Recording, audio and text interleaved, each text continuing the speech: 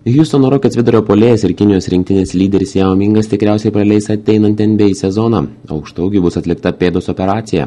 Yao Mingui yra lūžęs kairės kojos pėdos kaulas, beveik neabejojama, kad po tokios sudėtingos operacijos prireiks ne 1 mėnesio reabilitacijos.